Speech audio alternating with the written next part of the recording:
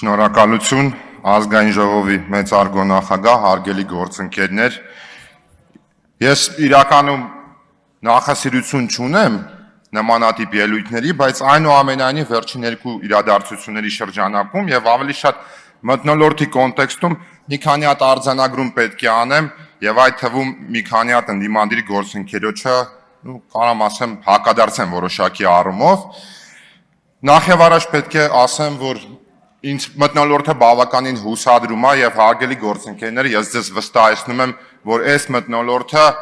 ոչ ձեզ առնած, ոչ մեզ առնած, ոչ ձեզ է օգուտ, ոչ մեզ է օգուտ, այլ օգուտ է բացառապես Հայաստանի Հանրապետության քաղաքացիների համար։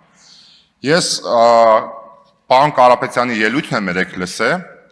եւ այդ ելույթն է ինձ բավականին տենց հուսադրող է, բայց ես այնուամենայնիվ կարծում եմ, որ այս ելույթների շրջանակում մենք իհարկե իրար հետ կաշխատենք եւ կգանք կհասնենք բովանդակային այն մասին, երբ որ մենք օրինակ պետք է հնարավորինս ավելի ստույգ խոսենք, պարոն Կարապետյան։ Մասնավորապես օրինակ ես ուշադրություն եմ դարձրել ձեր խոսքին կապված սեփականության անշարժ գույքի եւ հողերի հետ կապված օրենսդրական շրջանակում ես ձեզ մի երկու բան ասեմ եւ տեղեկատվություն տամ։ Կապված Թուրքիայի հետ դուք օրինակ ասում եք, որ Թուրքիայում 10 օրից ավել հայաստանյան քաղաքացիներին այդ ես ուշադիր լսել եմ, պարոն Կարապետյան, հետո կլսեք։ Թուրքիայում գործում է ռեժիմ, վիզայի ռեժիմ բոլոր օտարերկրյա քաղաքացիների համար եւ մուտքը ելքը ազատ է եւ բոլորի համար հիմնականում վիզան տրվում է 30 օրով, եթե չեմ սխալվում, մաքսիմում 90 օր մինչև 100 տարվա ընթացքում 150 օրվա շրջանակում։ Չեմ ասում, որ դուք սխալ եք ասում, բայց ասում եմ մենք հենց դրա համար եմ ասում, մենք գործընթացի ընթացքում կգանք կհասնենք դրան, որ սկսենք ավելի ստույգ կնայեմ ավելի ստույգ խոսել։ Ինչ վերաբերվում է օտարերկրյա քաղաքացիների գույքի, անշարժ գույքի եւ մասնավորապես այդ թվում նաեւ հողի մասով, այո, Թուրքիայի Հանրապետությունում գործում է արգելք, բայց այդ արգելքը օրենքով չի սահմանված։ Թուրքիայի Հանրապետությունում կա նախագահի հատուկ հրաման, որում կա շրջանակ, որ որոշ երկրների քաղաքացիներին չի կարելի գույք ունենալ, սեփականություն ունենալ եւ հող ունենալ, բայց օրենքի դաշտում շատ կարեւոր է, էլի պրակտիկորեն, այդ դաշտը ազատ է։ Դա ենթաօրենսդրական ակտերով է սահմանվում։ Ինչու համար եմ սրա վրա շեշտադրություն դնում, որտեղ իրականում երբ որ ես 8-րդ գումարման ազգային ժողովի падգամավոր էի, ես մեր սահմանադրության մեջ եւ այդ թվում հողի մասին օրենքում այդ որոշակի խնդրահարույց մասը տեսել եմ իրականում, որտեղ մեր սահմանադրությունը ասում է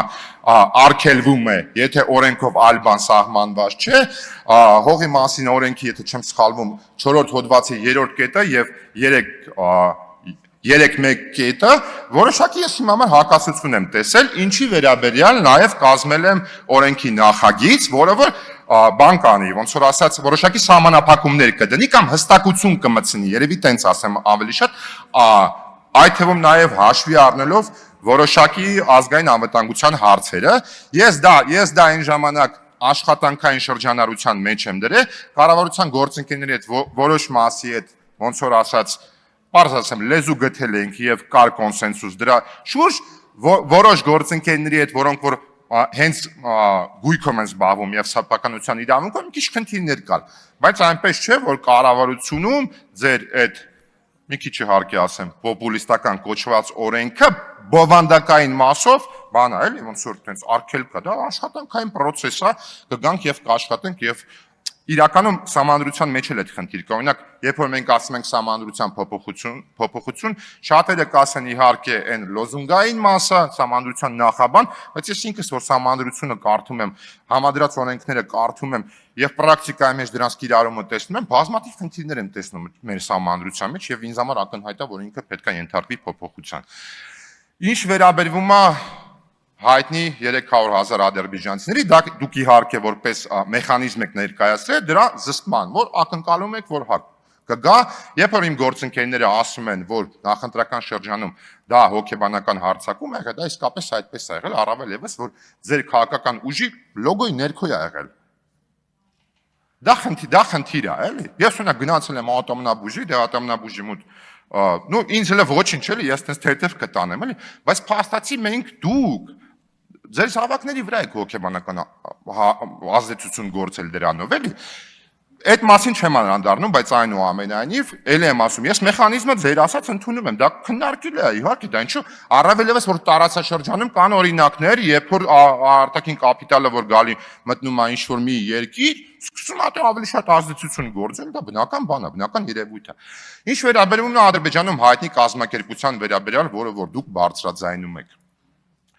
Շատ լավ է, որ դուք գալիս եք ազգային ժողովի այս ամբիոնից, դա բարձրաձայնում եք եւ ասում եք, որ այդ կազմակերպությունը խնդիր է ստեղծում, որովհետեւ դա մեր, կարամ ասել, պաշտոնական Երևանի ասելիքն է, որ ձեր մատնանշած կազմակերպության մասին, երբ որ մենք Ադրբեջանի Հանրապետությունից ասելիք ենք լսում, դա խաղաղության գործընթացի ամրապնդմանը ոչինչով չի նպաստում, բացարձակապես ոչինչով եւ դրա մասին բազմիցս խոսվում է եւ կարծում եմ դեռ ապագայում կխոսենք դրա վերաբերյալ, բայց այնուամենայնիվ փաստացի, երբ որ մենք այստեղից դա բարձրաձայնում ենք եւ դուք եք դա բարձրաձայնում, ես էլ եմ ձեզ ասում, դուք մենք այդ առումով, այդ օրակարգի մեջ միասնական ենք, այդ խոսույթը խաղաղության գործընթացի խանգարում այստեղ բազմաթիվ գործընկերներ ունեմ, կառավարության գործընկերներ են, վարչապետն է դրա մասին բազմիցս ասել, երբ որ այդ խոսույթը սկսվում է խաղաղության գործընթացը, քանի որ խաղաղության գործընթացը այդ դեպքում մեր հասարակության համար որոշակի առումով սկսում է ռիսկային թվալ այդ ենթադրյալ իրավունքի շրջանակում, որը որ բարձրաձայնվում է։ Շատ չերկարացնեմ, ես այսքան ժամանակ իհարկե պարոն Լևոն Քոչարյանին գայթակղությունը միշտ մեծ ա եղել իրան անդրադառնալու, բայց միշտ ինձ որոշակի առումով զսպել եմ։ Բայց այսօր մի հատ, չգիտեմ, ճիշտ կլինի ասել, որ ինձ համար կամ իմ հետ մի հատ հայրեն, չգիտեմ, էլ ճիշտ կլինի ասել, որ դարակազմիկ մտքի վրա եմ ինձ բռնել մի հատ, երբ որ պարոն Ռուբինյանն է ելույթ ունենում եւ պարոն Քոչարյանը արձագանքում էլ հերթական անգամ արդարանալով, ցավոք սրտի, ստեղ չի պարոն Քոչարյանը, բայց ոչինչ, վստահ եմ կլսի կամ լսում է, ես կզարմանաք, ես մի հատ բան եմ ասելու գործընկերներ, բայց բան չանեք էլ այդ առումով։ Ես լուրջ սկսել եմ պարոն Քոչարյանի ազնվությանը հավատալ։ Անկեղծ եմ ասում, սկսել եմ հավատալ իր ազնվությանը, որ այս կամ այն բանից ինքը տեղյակ չի գուցե եղել։ Ես անկեղծ չեմ բացառում դա։ Ես չեմ բացառում, օրինակ ես մի բան ասեմ, այդ պատասխանատու ասում եմ, պարոն Քոչարյանը իր երիտասարդության ժամանակ ախրանը ասեցիք, անվտանգությամբ ման չի եկել Հայաստանի Հանրապետությունը, պնդում եմ, աշկովս տեսել եմ։ Հա, սկզբից հետո չեմ սխալում 06-ով ֆռացել, հետո սպիտակ նիվա ունեցել, բավականին համեստ ա եղել մեծ մասամբ, հետո իհարկե ոնց որ հետո չեմ սխալում նիվեն փոխվել է Lexus-ով կամ Land Cruiser-ով, ինչը որ տրամաբանական է, կարծում եմ բոլորդ հասկանում եք, թե ինչու այդպես պետք է լիներ, բայց երբևիցե չեմ տեսել իրան անվտանգությունում։ Ինչ վերաբերում է պարոն Ալեքսանդրյան, Ալֆայի դեպքին, ստեղ մի հատ նրբություն կա կարծում եմ, գուցե էլի ազնիվ է, գուցե ինքը չի կանչել Ալֆան, որպեսզի այդ գործողությունները տեղի ունենան, գուցե ինքը այդտեղից դուրս է եկել եւ Ալֆան հետո է եկել, ես անկեղծ հավատում եմ իր ազնվությանը, չեմ սեթևետում, կարող է խոսքից մեջ մի քիչ սարկազմ կա, որովհետեւ եթե ինչու եմ ասում գայթակղությանը միշտ դիմացել եմ, մեծ մասամբ հիմա էլ եմ դիմանում, էլի, որովհետև ես 2000 թվականից մինչև 2005 թվականը Հայաստանի Հանրապետությունում սովորել եմ համալսարանում։ Կարելի ասել այսպես կոչված ոսկա երիտասարդության, լավ, մի աստիճան տենց ներքև եմ եղել մոտավորապես։ Գրեթե բոլորին ճանաչում եմ, ստեղ ունեմ նաև ձեր մեջ հարազատ մարդիկ, որոնք կասեն, որ հա, կարա տենց բան լինի, Վիլենը կարա այդ մարդկանց ճանաչի եւ շփվի, էլի։ Այդ թվում նաև, այո, Սեթրակ Քոչարյանը եղել է հնարավորինս համեստ, ոչ մեկ չի կարա իր վերաբերյալ, տես ինչ-որ առանձնահատուկ բան ասի, էլի։ Բայց որ սկսենք խորանալ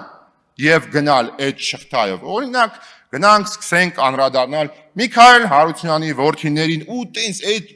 անվերջ տենց գնալու է։ Դրա համար ենք ասում, էլի, դա խնդիր է։ Եվ ամենակարևորը, ես սա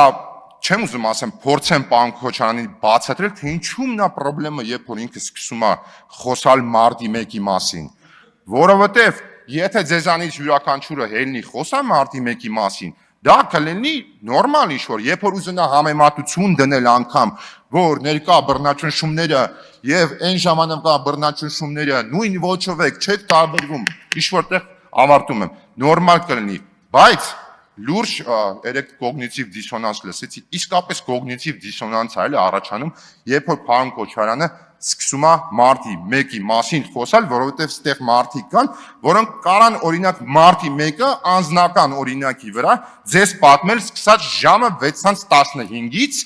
մինչև վերջ, որովհետև մեզանից շատերի կյանքում ներողություն եմ խնդրում, ավարտում եմ, բայց ինձ համար շատ կարևոր է այս մասը։ Մեզանից շատերի կյանքում մարտի 1-ը եղել է շրջադարձային կետ, որից հետո մեր կյանքը փոխվել է, եւ եթե չլինել մարտի 1-ը, մենք կուզեինք չլիներ, եւ թող բոլոր նախկիները մնային իշխանությանը ըստ երևույթի, բայց մարտի 1-ը չլիներ, որտեղ մենք այնուամենայնիվ կզբաղվենք մեր կյանքով, այլ ոչ թե կգայինք կզբաղվենք քաղաքականությամբ։ Այսքանը, շնորհակալություն։